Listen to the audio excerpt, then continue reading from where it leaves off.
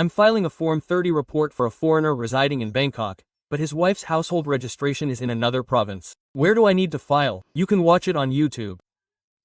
You can change the audio by clicking on the three dots above and selecting Insert Audio. That is, you can file the report online anywhere. You don't have to be in the same place. Let me read the question first. Is filing online limited to a specific address? I mean, I rent a room in Bangkok, but it's very difficult to get the landlord's documents. My Thai wife is the owner of the house in another province, using a different province's household registration, but the foreigner lives in Bangkok. Can I file online? But if I file online myself, I'd say it's easier if I know how to do it. There's a video. I only need to do it once and I can figure it out. It's not that difficult. Or you can watch our ebook below. If I file online, I'll file Form 30. Let me explain a little bit more. This is a report to the foreign party. Most people only file it once upon entering Thailand. In theory, you should file every time. But how will they know when you're already in Thailand? How will they know where you are? So, the first time we file, it's usually at our spouse's household registration. You can use your spouse's house registration, but the problem is that he lives in Bangkok, but his real home is in another province. So, where should I notify him? I can notify him online using my house registration. But there's a slight problem. When I change my visa or renew it, or whatever, I have to go to the immigration office. So, if I'm in Bangkok, can I go to the immigration office in Bangkok? If I have an address in Bangkok, they should be okay with that, because they want someone from the area to contact the immigration office there.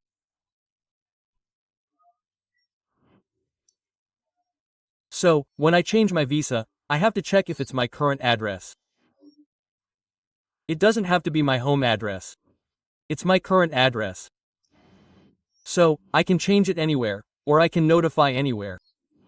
Okay, before I get any more confused, there are two parts. The first is the part where I notify Immigration 30. If I notify in person, I have to go to the local immigration office. But if I notify online, I can notify anywhere and use my house registration document because they don't know where I am, right?